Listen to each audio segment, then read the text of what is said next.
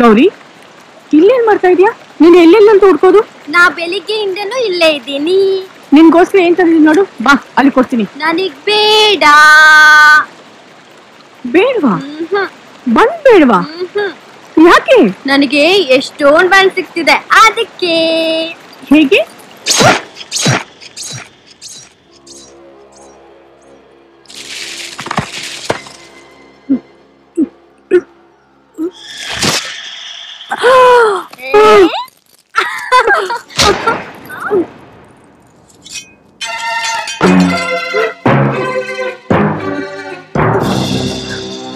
ಯಾರು? ಚುಚ್ಬಿಟ್ಟೆ, ಅಕ್ಕನ್ ಚುಚ್ಬಿಟ್ಟೆ, ಜೋರಾಗಿ ಚುಚ್ಬಿಟ್ಟೆ.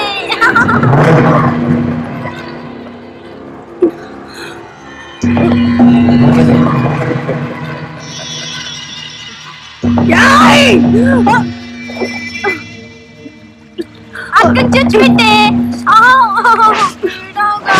ಮೊದಲ ಬೊಮ್ಮಾಳಿ ನಿನ್ನೊದಲ.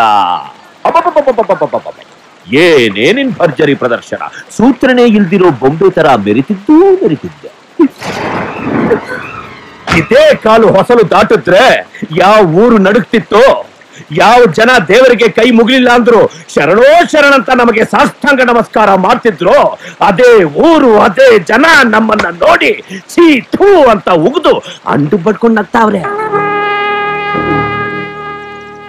ಅದಕ್ಕೆ ಕಾರಣ ಶಕ್ತಿ, ಆದಿಶಕ್ತಿ, ದುರ್ಗಿ, ಚಂಡಿ, ರಣಚಂಡಿ, ಚಾಮುಂಡಿ. ನಿನ್ನ ಹೆಂಗಪ್ಪ ಹೊಡೆಯೋದು ಅಂತ ತಲೆ ಕೆಡಿಸ್ಕೊಂಡ್ ಬಿಟ್ಟಿದೆ. ಯಾರೋ ಗೀಚಿ ಹೋದ ಆಳು ಹಳೆಯ ಬರಹ ಅಂತ ಈ ಹುಚ್ಚರ್ಗೆ ಸಿಕ್ಕಿದ್ದು ಈ ಹುಚ್ಚಿ. ನಿನ್ನ ಸಾಯಿಸೋಕೆ ನಾನು ಖರ್ಚು ಮಾಡಿದ್ದು ಕೇವಲ ಆ ದಾಟಿ ಒಂದು ಬನ್ನು ಅಷ್ಟೇ. ಮದ ಏರಿರೋ ಆನೆನ ಪಳಗ್ಸಕ್ಕೂ ಒಂದು ಅಂಕುಶ ಇರುತ್ತೆ. ಇನ್ನು ನೀನ್ ಯಾವ ಲೆಕ್ಕನೆ? ನಿನ್ನ ಕಮಿಟ್ಮೆಂಟ್ ನ ಕಟ್ ಮಾಡಕ್ಕೆ ನಾವ್ ಯೂಸ್ ಮಾಡಿದ್ದು 7 ಸೆಂಟಿಮೆಂಟ್. ಲೇ ಚಾಮುಂಡಿ, ನನ್ ಗಂಡ ಸತ್ತು ಮುಂಡೆ ಆದಾಗ್ಲೂ ನನ್ನ ಅಲಂಕಾರ ತೆಗೆದಿರ್ಲಿಲ್ಲ. ನಾನ್ ಕಟ್ಟಿದ ಸಾಮ್ರಾಜ್ಯ ಕೆಡವಿದಾಗ್ಲೂ ನಾನ್ ತಲೆ ಕೆಡಿಸ್ಕೊಂಡಿರ್ಲಿಲ್ಲ. ಯಾವತ್ತಿ ಈ ಊರ್ ಜನರ ಮುಂದೆ ನನ್ ಮಗನ್ನ ಸಾಯಿಸಿ ನನ್ ತಲೆ ಗೋಡೆ ಹೊಡ್ಸಿದ್ಯಲ್ಲೇ, ಆವತ್ತೇ ನಿನ್ ತಲೆ ತೆಗಿಬೇಕು ಅಂತ ಹರಕೆ ಹೊತ್ತಿದ್ದೀನಿ.